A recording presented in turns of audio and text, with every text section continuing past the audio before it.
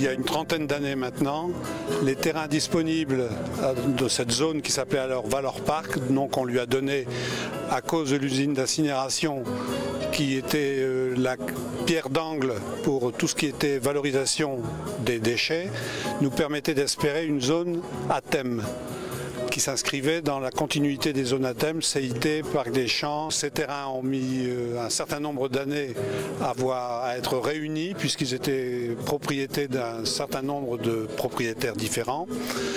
Et aujourd'hui, c'est l'aboutissement d'une campagne d'acquisition et de réflexion sur le devenir de ce magnifique site.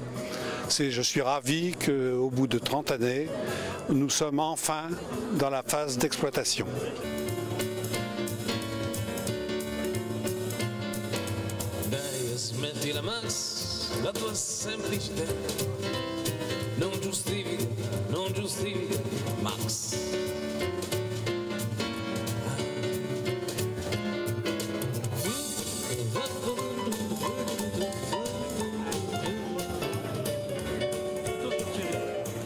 Vous avez autour de vous le résultat d'un long travail avec la SEM Ville Renouvelée, la MEL et la ville de Ronques. Nous cherchons constamment à innover en construisant des immeubles avec une architecture contemporaine, système de double flux au niveau des bureaux et des bornes électriques pour les voitures. Et bien évidemment en respectant tout ce qui est l'environnement. Nous essayons de faire en sorte que l'espace de travail soit le plus agréable et beau. Nous construisons actuellement à peu près 10 000 m² par an. Ce site de Ronques que nous venons de livrer cette semaine, on a dû terminer beaucoup de choses les dernières semaines d'ailleurs, d'une surface de terrain de 28 000 m² et il y aura au total 12 500 m² de construction dessus. La deuxième tranche d'immeuble, parce que celle qui est construite actuellement c'est la première, va démarrer au mois de novembre, c'est sur le terrain qui est juste derrière moi. Et on espère de pouvoir vous livrer en printemps 2017. Nous avons à cœur de maintenir les parcs d'activité le mieux possible. Étant le responsable de l'association du CIT, donc des copropriétaires du CIT de Ronques, qui fait à peu près 60 hectares, il y a plus que 120 entreprises et à peu près 1100 salariés dans la zone voisine d'ailleurs. Je connais bien les problématiques des zones industrielles existantes. Vous êtes, mesdames, messieurs, dans le premier parc nouvelle génération des parcs d'activité de la métropole européenne de Lille, qui compte plus de 170 parcs sur son territoire.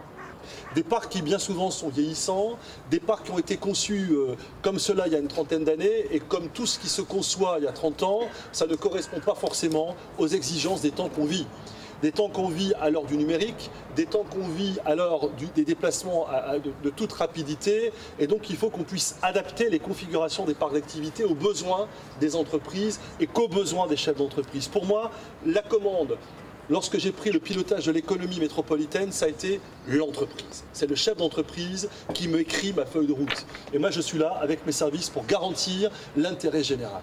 C'est extrêmement important. Ici, vous êtes vraiment sur de l'excellence dans le mode de gouvernance, dans le rapport à l'environnement. Et on sait très bien qu'on était dans une zone qui, pour avoir été une friche pendant de très nombreuses années, n'en était pas moins plutôt agréable dans les cônes de vision. Et le fait que Laurent et ses équipes aient réservé des cônes de vision à travers des baies vitrées d'angle, par exemple, vous avez des échappées sur le mont d'Halluin qui sont tout à fait surprenantes. Pourquoi ? Parce que quand on travaille et qu'on passe un temps important dans son lieu de travail, on doit pouvoir être, comme tu l'as dit Laurent, dans le beau. Il faut que les équipes qui sont au travail puissent être dans des conditions tout à fait confortables et agréables. Je pense qu'à Ronques, ils trouveront des conditions de vie, de manière à ce qu'ils puissent le midi pouvoir faire du sport très rapidement et intégrer à travers les cheminements piétonniers, pas seulement les salles de sport, mais tous les équipements que nous avons pu développer, y compris la voie ferrée pour pouvoir courir par exemple. C'est aussi tout un réseau de restauration, mais on n'est pas chauvin. Ce territoire roncois, il est un territoire proche d'Halluin, proche de Tourcoing, proche de Neuville-en-Ferrain. Ici, vous êtes à la porte de France. On peut laisser faire les Flamands. En plus, il sait très bien y aller avec les dents, nous amener des sièges sociaux qui, lorsqu'ils entrent ici dans cette porte de France de la métropole, ne tomberont pas dans les embouteillages inhérents à cette métropole qui est un peu saturée. Donc, tous les ingrédients sont là. Il n'y a pas assez de parcs d'activité sur cette métropole qui s'ouvre aujourd'hui. Parce qu'aujourd'hui, les gens sont un peu frileux par rapport à l'économique. On ne pense souvent qu'au résidentiel et pas assez à l'économique. Or, on a besoin d'espace pour que les chefs d'entreprise puissent trouver une implantation. C'est vital. Je souhaite à chacune et à chacun des chefs d'entreprise, des gens qui allaient développer de l'emploi, développer de l'économie, d'abord d'être heureux d'être sur notre territoire, parce qu'il faut prendre plaisir à ce territoire, de constituer la force vive de ce territoire en nous permettant de le développer. Avec le maire de Neuville, nous serons extrêmement vigilants sur la copie Porte de Flandre. Vous savez qu'à peu de pas d'ici, sur l'axe, sur ce boulevard qui est un boulevard économique, puisque vous trouvez le CIT de Roncq, qui, comme tu l'as rappelé, n'est pas parce que vous voyez Tostin Lafineur ou telle agence immobilière qu'il y a des places au CIT. Non, il y a du turnover, mais le taux de remplissage, il est total. Donc il n'y a pas de friche au CIT, ça fonctionne très très bien. Promenade de Flandre, qui est la porte de la France. Eh bien, avec le maire de Tourcoing et le maire de Neuville, on ne veut pas d'un projet au rabais. On n'a pas sacrifié 80 hectares de terre pour avoir des enseignes qui nous amènent vers le bas.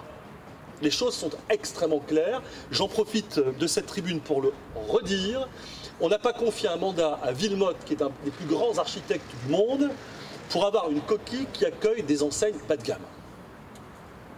Nous voulons de la valeur ajoutée pour notre territoire. Nous sommes exigeants. Nous voulons ce qu'il y a de meilleur pour notre territoire et pour les gens qui y habitent.